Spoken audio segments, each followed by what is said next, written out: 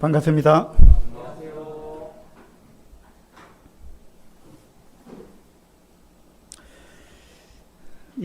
사도행전 24장 말씀 보도록 하겠습니다.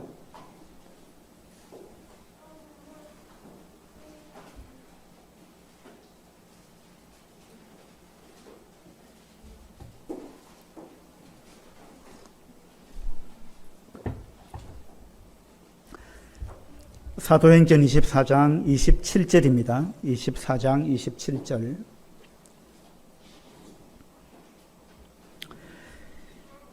이태가 지난 후 보르기오 베스도가 벨릭스의 소임을 이어받으니 벨릭스가 유대인의 마음을 얻고자 하여 바울을 구류하여 두니라. 사도 바울이 제1, 2, 3차 전도 여행을 마치고 예루살렘으로 올라와서 구금이 된 이러한 상황 가운데 지금 있습니다. 가이사라로 왔죠. 예루살렘에서 군인들의 호송을 받아서 이제 가이사라로 와서 벨릭스 총독 앞에서 재판을 받고 특별한 죄가 밝혀지지 않았음에도 불구하고 이 벨릭스 총독이 유대인의 마음을 사기 위해서 정치적으로 이 바울을 2년 동안 감옥에 구류시켜 놓았습니다. 여러분이 이제 바울의 입장이라면 2년 동안 이렇게 감옥에 갇혀 있습니다. 제목도 밝혀지지가 않았어요. 제명이 없습니다. 그럼에도 불구하고 감옥에 2년 동안 이렇게 가두어 놓고 정식 합당한 이런 절차를 밟는 것도 아니고 재판을 제대로 하는 것도 아니고 그 2년이나 이렇게 가두어 두었습니다.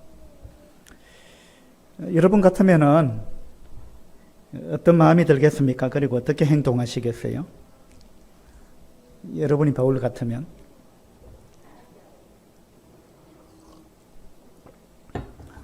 따지고 싶어요. 예. 근데 이 2년은 어떻게 생각하면 바울의 입장에서는 하나님께서 왜 이렇게 하실까? 지금 시간도 참 아까운데 내가 2년을 이렇게 허송세월을 하도록 하나님은 왜 이렇게 하실까? 그리고 내가 죄가 있어서 감옥에 갇혀 있다면 내가 할 말이 없겠지만 죄도 없는데 이렇게 2년이나 나를 가두어 놓고 있는데 왜 하나님께서 아무 일도 안 하실까? 하나님 어떻게 이럴 수가 있습니까? 참 너무하십니다. 하나님 왜 이렇게 하십니까? 이렇게 이제 우리가 하나님을 향해서도 아까 따진다 이랬는데 하나님을 향해서도 따지고 싶은 마음이 있을 거고 또 벨릭스 총독을 향해서도 그런 마음이 있을 것입니다. 그러면서 2년을 누구를 원망하는 마음 또 분노의 마음 어떤 이런 마음을 가지고 2년을 보낼 수 있었겠다. 나 같았더라면 보통 사람 같으면 아마 그렇게 하지 않았을까 이런 생각이 듭니다. 바울은 그렇게 했을까요? 안 했을까요? 이 2년이라는 세월이 지금 이렇게 무의미하게 어떻게 보면 무의미하게 그렇게 이제 흘러가고 있습니다. 이 2년 동안 사람들이 어떻게 보냈을까? 바울을 비롯해서 바울과 함께 있었던 사람들 또 바울과 함께 있었던 사람들 중에는 누가도 있었습니다. 또 그 외에 이제 그 바울을 고소했던 그 대제사장들 또 유대교의 그 지도자들 또 바울을 죽이기 전에는 물도 마시지 않고 음식도 먹지 않겠다고 맹세했던 40여 명의 사람들 이런 사람들은 이 2년을 어떻게 보냈을까? 그러니까 이런 생각을 우리가 한번 해보면 좋겠다. 그런 생각이 들었습니다. 25장을 한번 보죠. 25장 1절입니다. 베스도가 부임한 지 3일 후에 가이사랴에서 예루살렘으로 올라가니 대제사장들과 유대인 중 높은 사람들이 바울을 고소할새 베스도의 호의로 바울을 예루살렘으로 옮기기를 청하니 이는 길에 매복하였다가 그를 죽이고자 함이더라. 자, 총독이 바뀌었습니다. 벨릭스는 이제 이 팔레스틴 지역에 폭동이 일어났는데 그 부분을 너무 이제 강하게 제압하는 바람에 그로 인해서 이제 여러 사람들의 원성을 사게 되었고 이 말이 이제 로마의 황제에게 들어갔습니다.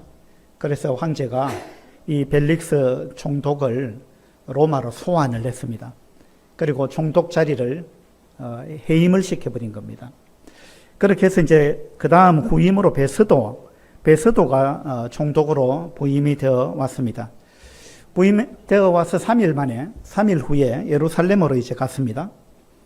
그 이제 이 팔레스틴 지역에 부임해 왔으니까 예루살렘에 가서 유대인들의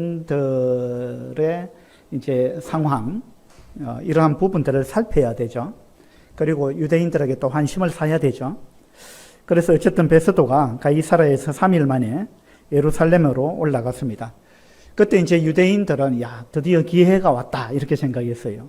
신임 총독이 왔기 때문에 신임 총독이 왔을 때가 기회거든요. 아직 뭔가 잘 모르잖아요. 그러니까 이제 신임 총독은 유대인들의 환심을 사야 되는 그러한 이제 절박한 마음이 있을 것입니다. 그래서 유대인들이 드디어 기회가 왔다. 뭔가 바울에 대해서도 잘 모르고 지금 이 유대 이 지역에 대한 상황도 잘 모를 테니까 이를 기회로 우리가 삼아서 바울을 처단하자. 이제 이런 생각을 하게 된 것입니다. 그래서 2절에 보니까 대제사장들하고 유대인 중 높은 사람들이 바울을 고소를 했습니다. 어떻게 고소했습니까? 죄인 바울이 있는데 바울이 그 가이사랴에 지금 구류되어 있는데 그 사람을 이 예루살렘으로 좀 보내가지고 예루살렘에서 재판을 하자. 우리 공회에서 이거 재판을 해야 된다. 그래서 예루살렘으로 좀 보내달라. 그렇게 이야기를 했습니다. 이것은 이제 그렇게 해서 정식 재판을 하겠다는 의도가 아닙니다. 그렇죠? 어떤 의도를 갖고 지금 이야기를 한 거예요? 그렇게 해서 보내주면 오는 도중에 길에 매복해 있다가 이제 죽이겠다. 라는 의도를 갖고 지금 이야기를 한 겁니다. 그 베스도는 이 의도를 알아차렸는지 몰랐는지 잘 모르겠는데 베스도는 이걸 거절을 했습니다. 그래서 내가 예루살렘에 오래 있지 않을 거다. 그리고 가이사라로 곧 돌아갈 거니까 너희들이 가이사라로 와서 가이사라에서 재판을 하자. 이 베스도가 그렇게 이야기를 했습니다. 그 유대인들의 음모가 이제 무산이 된 거죠. 물론 그 이면에는 이제 하나님의 섭리가 있었다. 이렇게 이제 우리가 볼 수 있겠습니다. 이 장면을 보면서 이 대제사장들과 유대인 중 높은 사람들, 이 사람들이 2년 동안 무슨 생각을 하고 있었겠어요? 예. 바울을 죽이고자 이를 갈고 있었다. 2년 동안. 그런 걸 우리가 느낄 수가 있죠. 그래서 2년이라는 세월이 짧은 세월이 아닌데 2년 동안 대제사장들, 유대인 중 높은 사람들, 이런 사람들, 바울을 죽이기 전에는 먹지도 마시지도 않겠다고 맹세했던 사람들, 그 사람들이 안 먹고 죽었는지 모르겠습니다만은 어쨌든 이 사람들이 마음에 얼마나 이를 갈고 있었을까, 2년 동안. 호시탐탐 기회를 노리면서. 그래서 드디어 기회가 왔다 하고는 이제 바울을 죽이려고 이렇게 모의를 하고 있는 이런 장면을 보게 되는데, 이들이 대제사장들 그랬습니다. 물론 대제사장은 한 명인데 전임 대제사장도 있고 이런 거죠. 그 사람들이 이제 권력을, 전임 대제사장인데도 불구하고 권력을 휘두르고 이렇게 하니까 대제사장들 이렇게 이제 표현한 것 같아요. 이 사람들이 2년 동안 대제사장과 유대인 중에서 높은 사람들, 종교 지도자들, 이런 사람들이 2년 동안 성전에서 제사를 드리고 했을 거 아닙니까? 종교 활동을 했을 거 아니에요. 그런데 그들 마음 속에는 바울을 죽이고자 하는 독한 마음을 지속적으로 품고 있었다 이 말입니다. 그들이 바울을 죽이고자 하는 이런 독한 마음을 2년 동안 품고 있으면서 그들은 종교 활동을 해왔다 이 말입니다. 하나님께서 그들의 이 제사 드리는 것 하나님께서 받으셨을까요? 안 받으셨을까요? 어떻게 생각하세요? 시편에 보면 내가 내 마음에 죄악을 품었더라면 주께서 듣지 아니하시리라 이런 말씀이 있죠. 이들은 열심히 뭔가 종교 활동을 했을 거예요. 성전에서 제사를 드리고 또 백성들에게 말씀을 가르치고 뭐 이런 이제 활동들을 2년 동안 했을 것입니다. 그런데 그들 마음속에는 독이 있었다는 거예요. 그들 마음속에는 바울을 죽이고자 하는 악한 마음, 이러한 마음을 가득 품고 2년 동안 이렇게 지냈다는 것입니다. 우리도 어쩌면 이럴 수 있습니다. 이게 굉장히 위험한 거죠. 우리가 주일날 나와서 예배를 드리고 또 말씀을 읽고 성도들과 교제하고 전도도 하고 기도도 하고 뭐 이렇게 찬양도 하고 이렇게 하는데 우리 마음속에 독을 품고 그렇게 할 수 있다는 거예요. 우리 마음속에 누군가를 향한 독을 품고 용서하지 못한 마음을 가지고 미워하는 마음을 가지고 우리도 이렇게 할 수 있다는 거예요. 이스라엘 백성들이 구약시대에 마지막에 그렇게 했습니다. 그래서 하나님께서는 누가 성전문을 닫을 사람이 있으면 좋겠다 그렇게 말씀하셨어요. 헛된 재물을 나한테 가져오지 마라. 너희들이 나한테 제사 드리기 위해서 재물을 들고 오는데 송아지를 잡아오고 양을 잡아오고 염소를 데리고 오는데 그 재물이 무슨 의미가 있느냐. 너희 마음이 나를 향해서 경외하는 마음이 없고 너희 마음에 독을 품고 있는데 그 제사가 무슨 의미가 있느냐. 그래서 성전문을 차라리 누가 닫았으면 좋겠다. 하나님께서 그렇게 슬픈 말씀을 하셨습니다. 우리도 어쩌면은 그렇게 하고 있지 않은가. 우리 자신을 좀 돌아볼 필요가 있다 이런 생각이 듭니다.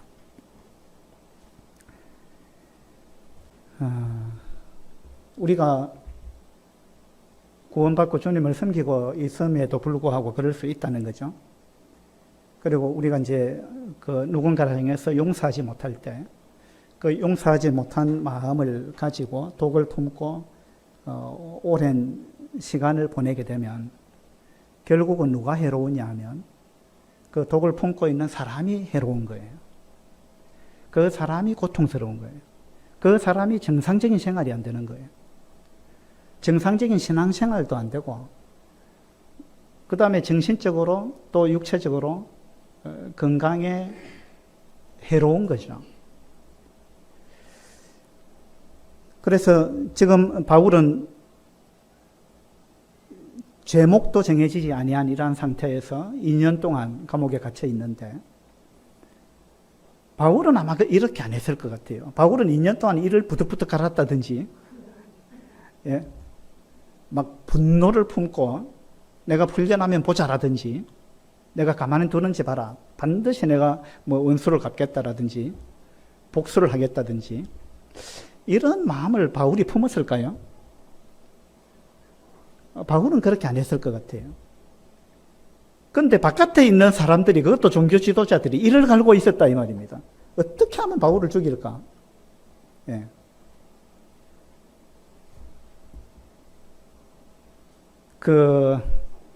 토끼가 거북이하고 경주를 해가지고 졌잖아요. 누가 만들어낸 이야기인데, 그래서 이제 토끼가 억울해가지고 다시 한 번 더 하자 이랬답니다. 경주를. 두 번째도 또 졌다는 거예요. 그래가지고 이제 이 토끼가 막 분해가지고 씩씩거리고 있는데 달팽이가 와가지고 너 또 졌다며 하고 이제 약을 올렸어요. 달팽이가, 토끼는 얼마나 빠릅니까? 달팽이는 어때요? 그 느려 터진 달팽이가 와가지고 토끼한테 경주에서 또 졌다며 하면서 약을 올렸다 이 말입니다. 그렇게 토끼가 이제 화가 났죠. 그래가지고 토끼가 막 달팽이를 발로 콱 차버렸어요. 그러니까 달팽이가 좀 그 언덕 밑에 떨어졌어요. 그리고 이제 토끼는 분풀이를 하고는 막 이제 집에 와서 자고 또 일상생활을 하고 있는데, 그리고 1년이 지났어요. 1년이 지났는데 달팽이가 찾아왔어요. 와가지고 토끼 이제 집에 문을 두드렸다 이겁니다. 토끼가 문을 열어보니까 달팽이라. 왜 왔느냐 이러니까 달팽이가 하는 말이, 너 씩씩거리면서 하는 말이, 너 지금 나를 쳤다 말이지?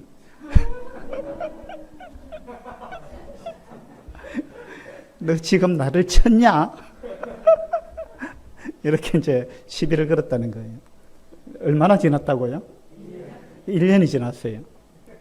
그럼 달팽이는 1년 동안 뭐 한 거예요? 1년 동안 이 분을 사귀질 못한 거예요. 그리고 토끼한테 와서 따지려고 1년 동안 그 기어온 거예요. 토끼 집 앞으로. 그 뭐 1년 한 걸렸겠어요. 그 걸음으로 왔으니까. 그렇게 1년을 그냥 토끼한테 이 분풀이하고 따지려고 그 마음에 분을 품고 그러면서 1년 동안 그 마음을 가지고 토끼한테 왔다는 거예요. 그 자기 입장에서는 지금이죠, 지금. 너 지금 나를 쳤어?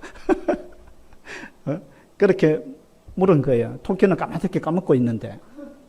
1년이 지났으니까 토끼는 다 까먹고 있는 거예요, 지금. 그렇죠? 그래서 우리도 어쩌면 이 달팽이처럼 할 수 있어요. 그리고 여기 대제사장들과 유대인 이 종교 지도자들처럼 지금 2년의 세월이 흘러갔습니다. 근데 이 바울을 향한 이 분을, 죽이고자 하는 독한 마음, 이 마음을 사귀질 않고 있는 거예요. 이 참 악한 마음이죠. 우리도 충분히 이럴 수 있다. 그런 생각이 듭니다. 그래서 오늘 저는 제 말씀의 제목을 독을 품은 인연, 또 감사의 인연, 이렇게 제 말씀의 제목을 정해봤습니다. 어떤 사람은 인연을 독을 품고 살았고 어떤 사람은 인연을 감사하면서 살았다는 거예요. 아마 바울은 감사하면서 살았을 거예요. 왜냐하면 빌립보서 4장을 한번 보도록 합시다.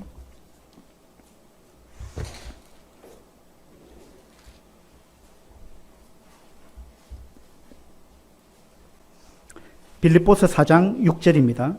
6절. 아무것도 염려하지 말고 다만 모든 일에 기도와 간구로 너희 구할 것을 감사함으로 하나님께 아뢰라. 그리하면 모든 지각에 뛰어난 하나님의 평강이 그리스도 예수 안에서 너희 마음과 생각을 지키시리라. 바울은 지금 이 옥중에서 이 빌립보서를 쓴 거잖아요. 그러면서 바울은 지금 이야기를 하기를 아무것도 염려하지 마라. 그리고 모든 일에 기도와 간구를 해라. 그것도 감사함으로 하나님께 아뢰라. 내가 아무리 억울한 일을 당했다 할지라도, 그리고 제목도 정해지지 않고 감옥에 갇혀 있다 할지라도 바울은 원망하거나 불평하지 말고 또 마음에 노를 품지 말고 기도해라. 그리고 염려하지 마라. 왜? 이 모든 것이 하나님의 손 안에 있다는 거예요. 하나님은 역사를 주관하시는 분입니다. 모든 것은 하나님의 섭리 아래에 있는 것이고 하나님의 주관 아래에 있는 것입니다. 바울은 이걸 믿고 있다는 거죠. 그래서 아무것도 염려하지 말고 기도해라. 그 다음에 감사함으로 기도해라. 바울이 이와 같은 말을 했다는 것은 그것도 감옥에서 지금 바울이 이렇게 이야기했다는 거예요. 로마 감옥에서. 사도행전 24장, 25장은 바울이 로마 감옥이 아니고 가이사라의 그 감옥에 지금 있는 겁니다. 그러니까 어쨌든 상황은 비슷하잖아요. 그래서 이러한 말씀들을 미루어 볼 때 바울은 아마 그 2년 동안 하나님께 조용히 기도하면서 하나님이 아마 뜻이 있을 거야. 그렇게 생각하면서 감사하면서 기도하고 또 말씀을 묵상하고 그리고 다른 그리스도인들과 교제하고 어느 정도 자유가 좀 허용이 되던 시기였잖아요. 그래서 바울은 아마 감사하면서 그렇게 보냈을 것이다. 저는 이제 그런 생각이 들어요. 8절에 보면 끝으로 형제들아 무엇이든지 참되며 무엇이든지 경건하며 무엇이든지 옳으며 무엇이든지 정결하며 무엇이든지 사랑받을 만하며 무엇이든지 칭찬받을 만하며 그러니까 우리가 무슨 일을 당해도 거기에 다 생각해 보면 찾아보면 거기에 우리가 감사할 것들이 있다. 거기에 존경할 만한 것도 있고 거기에 옳은 것, 정결한 것, 사랑받을 만한 것, 칭찬할 만한 것 이런 것이 우리가 당하는 모든 일 가운데 찾아보면 다 있다는 거예요. 다시 말해서 긍정적인 면을 보면은 긍정적인 면이 있다는 거예요. 그런데 부정적인 면으로 보기 시작하면 모든 것이 부정적으로 보인다는 겁니다. 그래서 이런 것들이 어떤 일 가운데서도 이러한 일들은 좋은 일들이 다 있다. 좋은 면들이 다 있다. 그래서 무슨 덕이 있든지 무슨 기림이 있든지 이것들을 생각해라. 긍정적인 생각을 해라. 그렇게 이야기를 하고 있는 것입니다. 이 바울은 아마 이런 마음을 가지고 2년을 보냈을 것입니다. 또 데살로니가전서 한번 보도록 합시다. 데살로니가전서 5장 16절입니다. 항상 기뻐하라. 쉬지 말고 기도하라. 범사에 감사하라. 이것이 그리스도 예수 안에서 너희를 향하신 하나님의 뜻이니라. 바울은 항상 그리고 모든 일에 범사에 그죠? 이 말은 어떤 일을 당해도 우리가 생각할 때 그것이 너무나 분통이 터지고 억울한 일이고 부당한 일이라 할지라도 그 모든 일 가운데 감사해라. 그리고 항상 기뻐하라. 그리고 쉬지 말고 기도하라. 이것이 하나님께서 우리를 향하신 뜻이다. 하나님의 뜻은 이런 것이다. 그래서 그리스도인의 삶은 이런 것이다. 라고 바울은 이야기를 하고 있습니다. 항상 기뻐하라. 이거의 반대는 뭘까요? 항상 불평해라. 예? 그리고 항상 자기 연민 가운데 빠져 있거라. 그죠?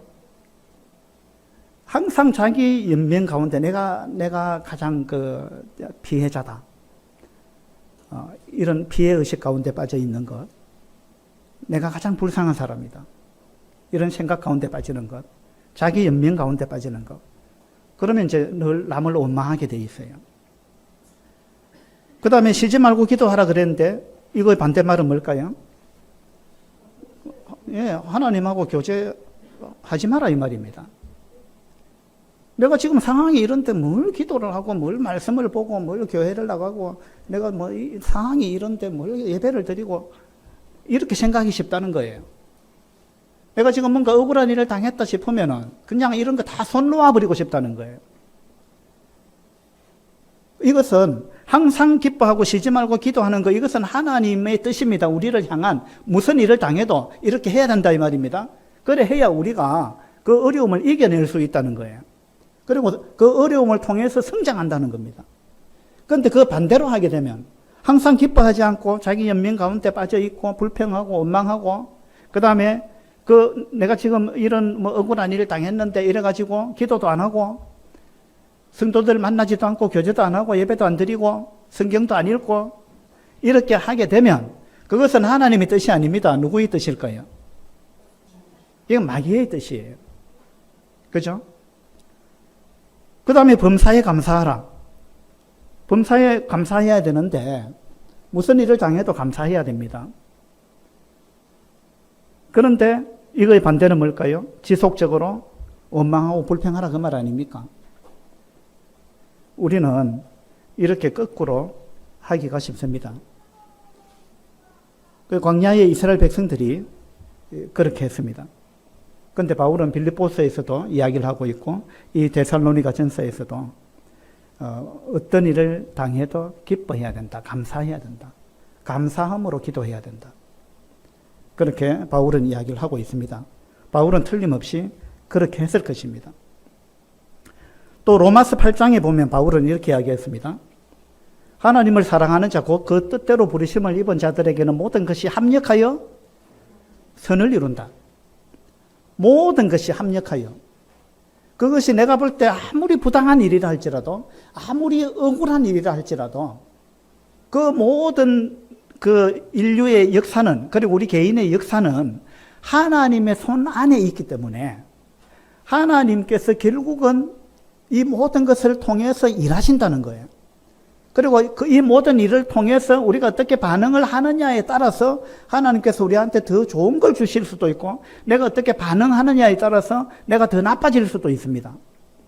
그러니까 우리가 하나님의 뜻대로 올바르게 반응을 하면 그 모든 억울한 일, 부당한 일, 그 일들을 통해서 하나님은 오히려 우리한테 더 좋은 걸 주십니다. 그리고 우리는 더 성장하게 되는 거예요.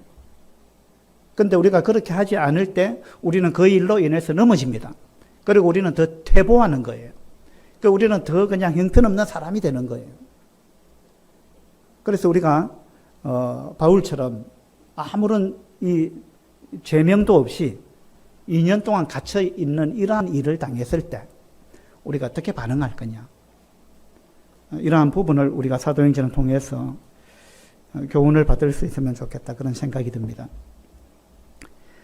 고린도 전서에도 보면 고린도 교회는 많은 문제가 있었습니다. 그래서 고린도 전서 1장부터 14장까지 계속 이제 이런 어떤 문제에 관해서 쭉 이야기를 했습니다. 그리고 15장에 가서 바울이 무슨 이야기를 했습니까? 부활에 관한 이야기를 했어요. 그렇죠? 이건 뭐냐 하면 이 부활은 그냥 생뚱맞게 나온 이야기가 아니에요. 왜 바울이 15장에 가서 그 부활에 관한 이야기를 했느냐 하면 우리 그리스도인들은 부활을 믿는 사람들이지 않느냐. 그러니까 이 땅이 전부가 아니다.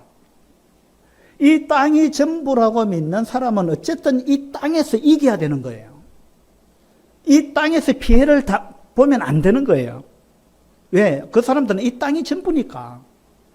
그러니까 이 땅에서 어쨌든 이겨야 되는 거예요. 이 땅에서 손해를 보면 안 되는 거예요. 그런데 우리 그리스도인은 다르다 이 말입니다. 우리 그리스도인은 이 땅의 삶이 전부가 아니라는 겁니다. 이 땅은 그냥 나그네예요. 이 땅에서는 우리는 외국인으로 사는 겁니다. 잠시 나그네로 사는 거예요. 그리고 우리가 죽고 나면, 이 땅을 떠나고 나면 그 다음 세상이 있다는 거죠. 부활이 있다는 거예요. 그 세상은 영원하다는 겁니다. 그 영원한 세상이 있는데 왜 이 땅이 전부인 것처럼 이 땅에서 그렇게 꼭 손해를 안 보고 이 땅에서 이기려고 하느냐. 좀 차라리 져주는 게 낫지 않느냐. 차라리 손해보는 게 낫지 않느냐. 고린도전서 6장에서 그렇게 이야기를 하고 있죠. 그러니까 바울은 이 땅에서 내가 이겨야 되겠다. 이 땅에서 내가 얻을 걸 다 얻어야 되겠다. 이 생각을 갖지 않고 살았다는 거예요. 그래서 모든 것이 합력하여 선을 이루게 하시는 분, 이분이 하나님이다. 바울은 이 사실을 믿었기 때문에 이런 부당한 일, 너무나 억울한 일, 이런 일을 당해도 바울은 분을 품고 이 인연을 허비하지 않았다는 거예요. 우리는 생각할 때 이 인연, 바울에게 있어서 이 인연은 너무 아까운 시간이다, 이런 생각이 들 수가 있어요. 어떻게 이렇게 인연을 하나님이 낭비하게 만들까? 그런데 바울은 아마 이 인연을 저는 낭비했다고 생각이 안 들어요. 이 인연 동안 바울은 하나님께 감사하면서 자기한테 주어진 그 환경에서 최선을 다해서 그렇게 살았지 않느냐, 이렇게 보입니다. 이 2년 동안 하나님은 많은 사람들에게 복음 전할 수 있는 기회를 주셨어요.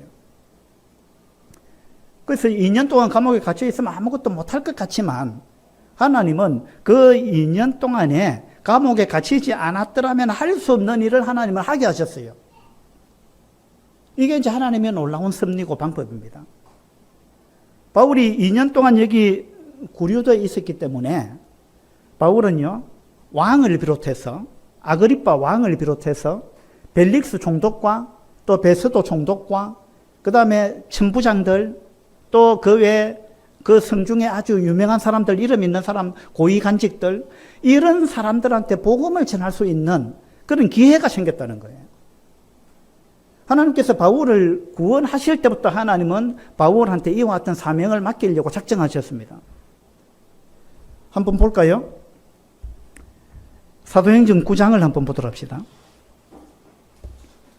사도행전 9장 15절입니다. 15절.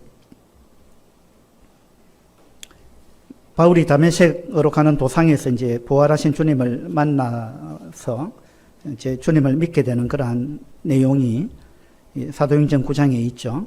9장 15절에 주께서 이르시되 가라, 이 사람은 내 이름을 이방인과 임금들과 이스라엘 자손들에게 전하기 위하여 택한 나의 그릇이라. 그가 내 이름을 위하여 얼마나 고난을 받아야 할 것을 내가 그에게 보이리라. 이렇게 말씀하셨습니다.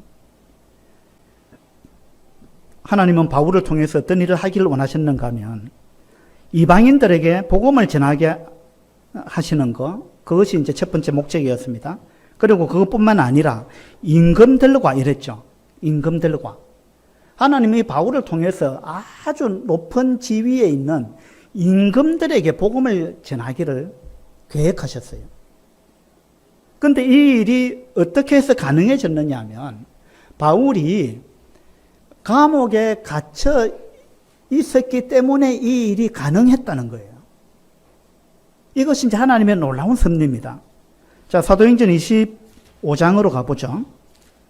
25장 23절입니다. 23절. 이튿날 아그리빠는 왕입니다. 왕. 그렇죠? 아그리빠와 버니게와, 이 버니게는 누굽니까?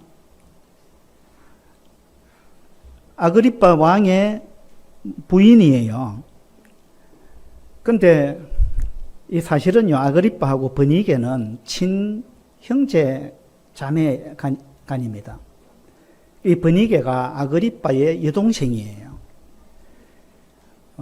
근데 이 아그리빠하고 버니게가 그 친형제 자매인데 함께 살고 있는 거예요. 아주 부도덕한 거죠. 근데 이 버니게는 이 아그리빠와 함께 동거하기 전에 자기 숙부하고 함께 살았던 사람이에요. 아주 문란한 사람입니다. 근데 이 버니게의 여동생이 누구냐 하면 드루실라거든요. 드루실라가 누굽니까? 베스도 총독의 그 전임 총독 벨릭스 총독의 아내, 부인이잖아요. 드루실라. 이 드루실라가 이 버니게의 여동생입니다. 자매지간이에요. 근데 드루실라도 이 벨릭스하고 결혼하기 전에 또 다른 남자의 아내였잖아요. 그걸 이제 벨릭스가 뺏어왔잖아요. 그러니까 이 지금 드루실라하고 버니게하고 이 친자매지간인데 얼마나 지금 문란하게 살고 있는지 모릅니다. 근데 어쨌든 간에 왕비가 된 겁니다. 아그리빠는 왕입니다. 왕 아그리빠하고 그 왕비 버니게가 크게 위엄을 갖추고, 그러니까 왕복을 딱 입고 왕관을 쓰고, 이 왕비도 얼마나 화려한 옷을 입었겠어요? 그리고 뭔가 경호원들을 딱 거느리고 위엄을 갖추고 나타났다 이 말입니다. 그것뿐만이 아니죠. 천부장들과 23절에 보니까 크게 위엄을 갖추고 와서 천부장들과 이 군인들, 천부장 하면은 뭐 대대장이나 연대장급 되는데 이 고위 군인들, 이런 사람들이 딱 호의를 해가지고 천부장이 한 명이 아니죠.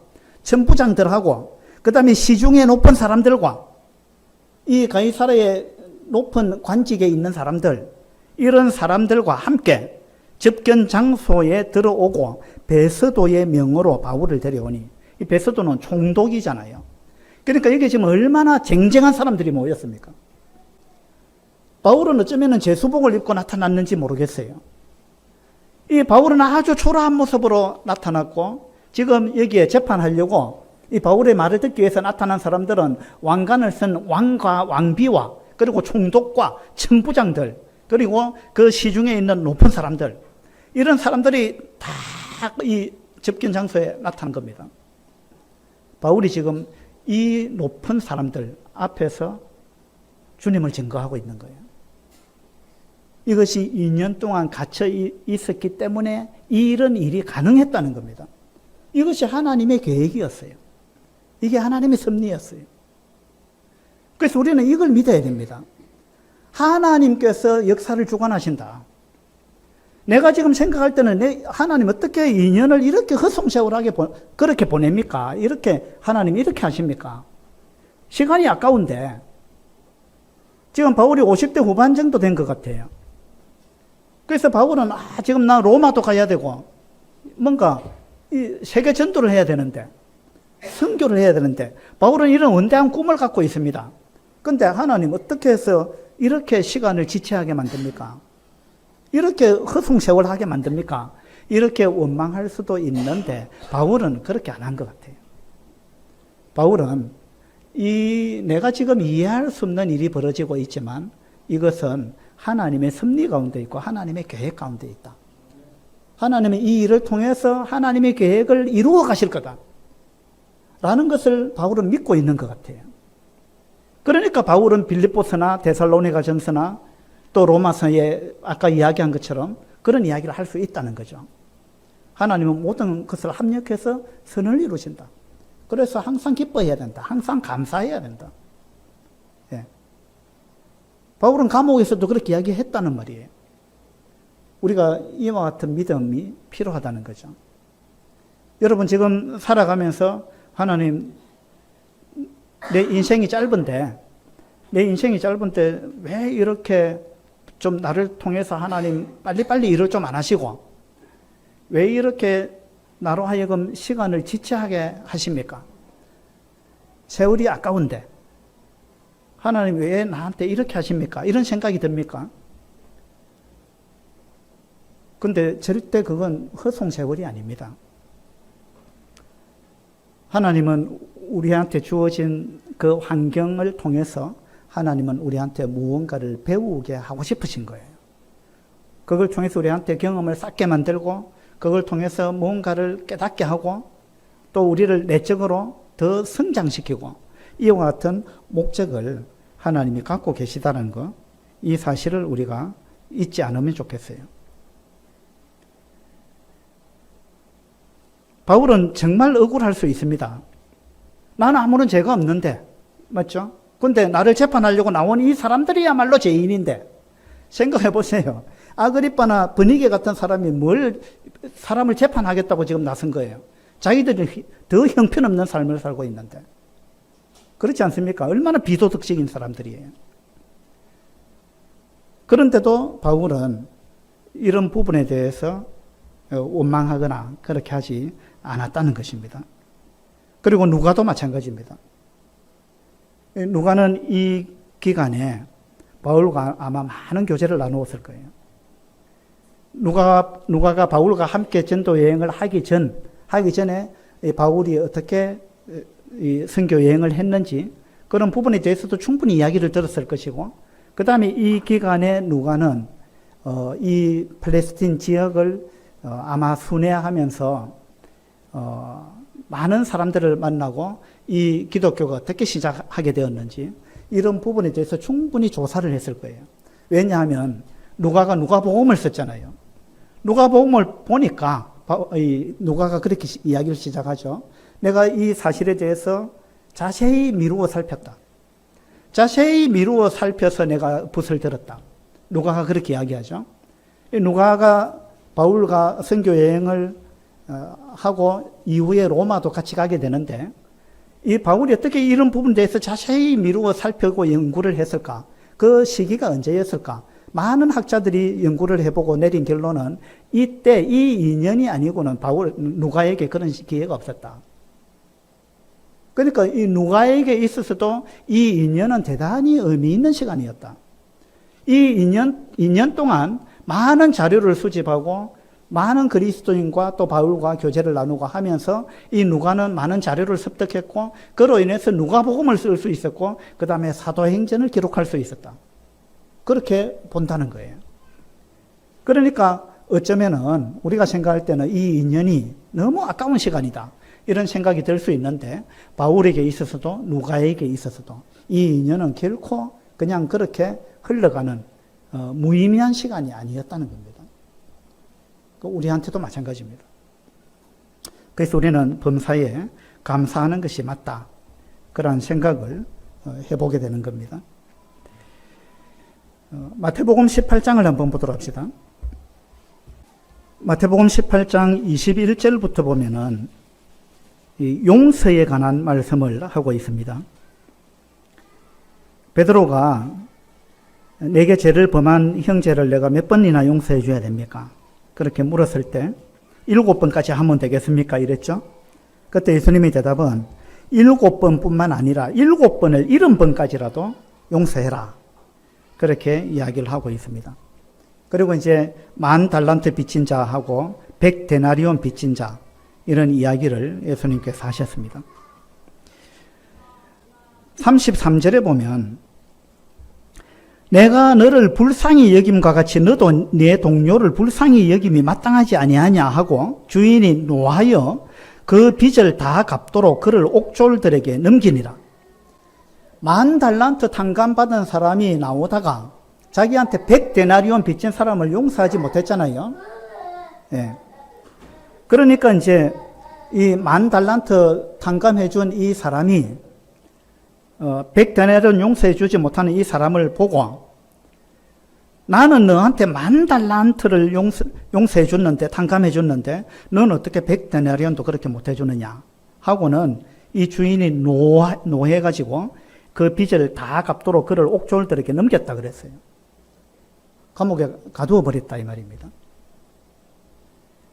그런데 35절에 보니까 너희가 각각 마음으로 형제를 용서하지 아니하면, 이 예수님의 말씀이에요. 너희가 각각 마음으로부터 형제를 용서하지 아니하면 나의 하늘 아버지께서도 너희에게 이와 같이 하시리라. 이와 같이 어떻게? 여기 10,000달란트 탕감해줬던 이 사람이 100데나리온 용서해주지 못하는 그 사람을 보고 도로 옥에 가두어 버렸다. 하나님도 이렇게 할 거다. 이 말씀을 하신 거예요. 네가 어떤 사람을 용서하지 못하고 이 2년 동안 일을 갈고 있고 달팽이가 1년 동안 일을 갈면서 찾아왔듯이 그렇게 하거나 사도행전 26장에 25장에 나오는 그 대제사장들이나 또 유대 종교 지도자들처럼 2년 동안 그렇게 일을 갈고 분을 품고 그렇게 살면 하나님은 너희들을 옥에 가둘 거다. 옥에 가둘 거다. 이렇게 말씀하시는 거예요.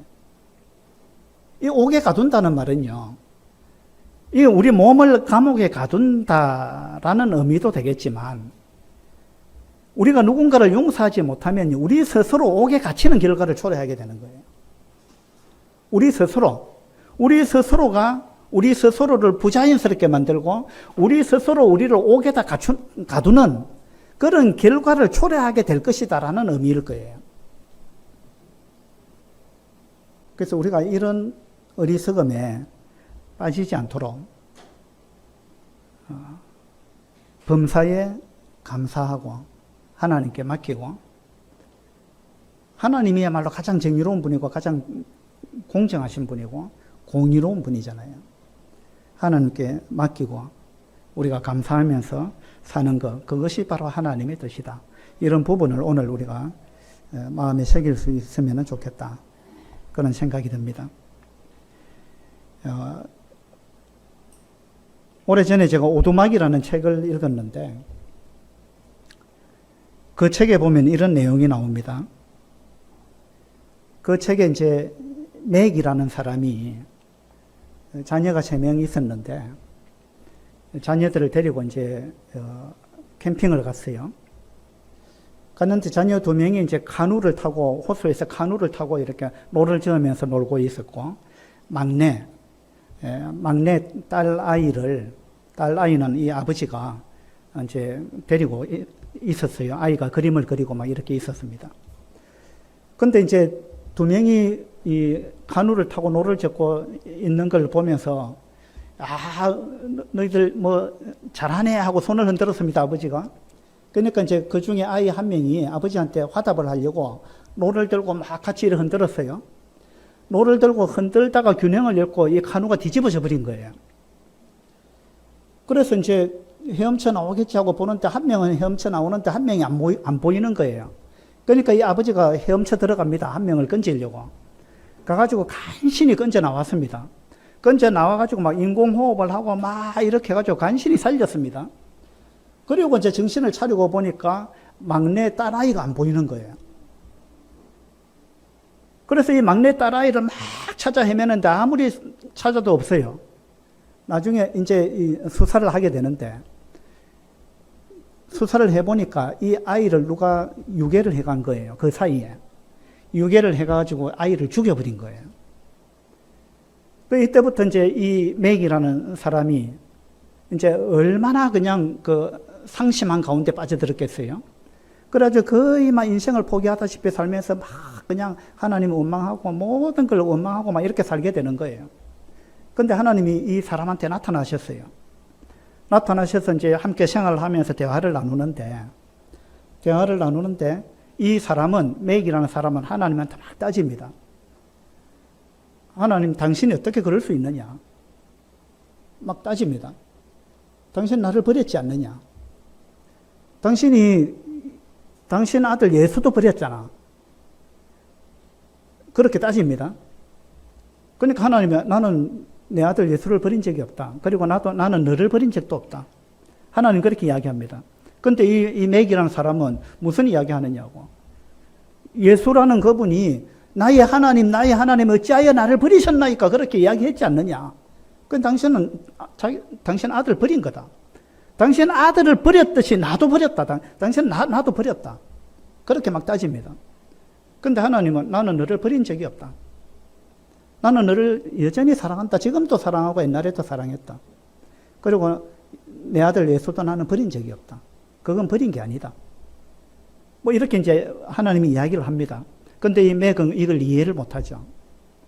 그때 하나님이 하시는 말씀 중에 그 소설책 중에 있는 이야기입니다. 당신은 사랑받도록 창조되었어요. 하나님이 하시는 말씀이에요. 당신은 사랑받도록 창조되었어요. 그러니 당신이 사랑받지 않는 것처럼 산다면 그게 바로 당신 삶을 제한하는 거예요. 당신은 사랑받도록 창조가 되었고 나는 너를 사랑하고 있다, 여전히. 그런데 너는 내 사랑을 느끼지를 못하고 있다. 그리고 사랑을 받지 않는 것처럼 산다. 나는 너를 변함없이 사랑하고 있는데 너는 그 사랑을 느끼지도 못하고 반응도 안 하고 사랑을 받지 않는 것처럼 산다. 그렇게 사는 것은 결국은 너의 삶을 스스로 제한하는 거다. 스스로 너를 감옥에 가두는 결과를 초래하는 거다. 하나님이 그렇게 이야기하십니다. 사랑받지 못하고 사는 것은 하나님은 실제로 사랑하고 있는데 이 사람은 사랑받지 못한다고 느끼는 거예요. 그렇게 스스로 생각하는 거예요. 그렇게 사는 것은 새의 날개를 잘라서 날아다니는 능력을 제거하는 것과 같아. 하나님이 그렇게 이야기합니다. 나는 너한테 날개를 달아줬는데 너는 이 날개를 스스로 잘라버렸다. 네가 내 사랑을 받아주면은 너는 날 수 있다. 어떤 환경에서도. 네가 지금 이렇게 고통스러운 가운데서도 너는 날아오를 수 있다. 내가 너한테 날개를 달아줬다. 그런데 네가 내 사랑을 거부하고 내 사랑을 느끼지 못하고 사랑받지 못한다고 생각하는 그 생각 때문에 너는 그 날개가 없는 것처럼 살고 있다. 하나님 그렇게 말씀하시는 거예요. 이 문제를 오랫동안 해결하지 못하면 당신은 자신이 날기 위해 창조되었다는 사실마저 잊을 것이다. 당신이 날기 위해서 창조되었다는 그 사실 자체를 잊어먹게 될 거다. 이걸 빨리 해결하지 못하면, 이걸 계속해서 나는 사랑받지 못한다 라는 생각을 갖고 그 생각에 갇혀서 나는 피해자다 라는 생각, 오로지 자기 고통만 바라보고 그렇게 살게 되면 결국은 날기 위해서 창조됐다는 그 사실 자체를 너는 잊어버리게 될 거다. 네 삶은 그로 인해서 비참해질 거다 라고 하나님이 그 소설에서 이야기를 하고 있는 것입니다. 우리한테 시사하는 바가 크죠. 우리는요, 어떤 환경에서도 날 수 있도록 하나님이 우리를 창조하셨습니다. 어떤 환경에서도 날 수 있도록. 우리가 감사할 때 이게 가능해요.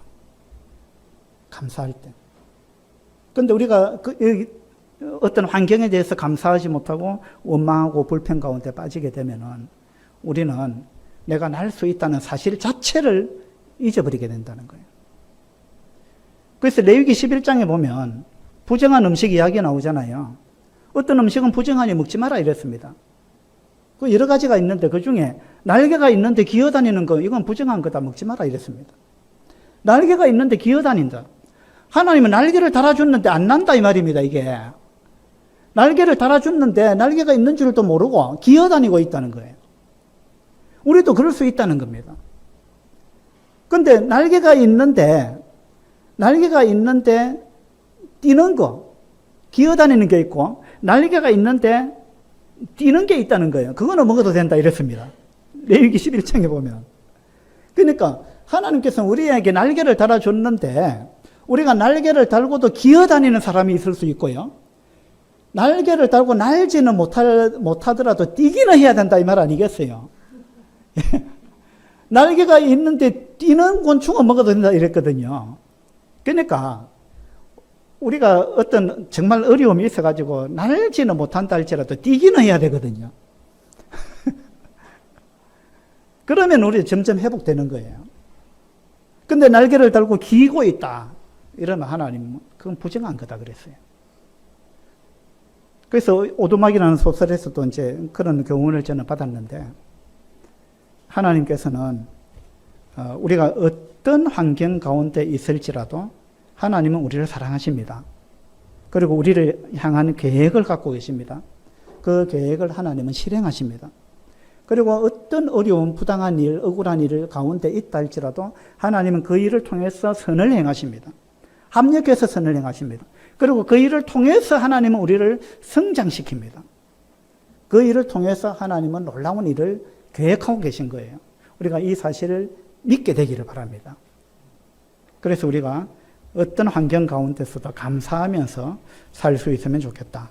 그런 교훈을 우리가 사도행전 25장에서 받을 수 있으면 좋겠다. 그런 생각이 듭니다. 기도합시다.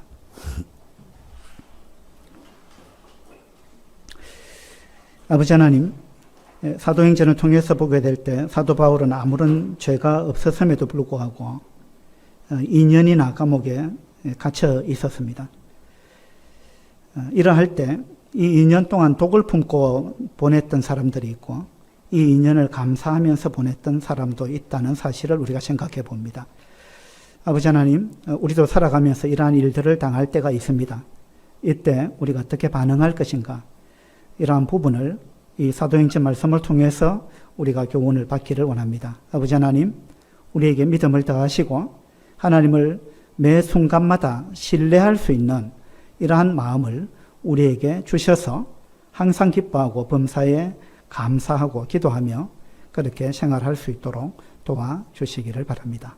감사드릴 때 우리 주 예수 그리스도 이름으로 기도드립니다. 아멘.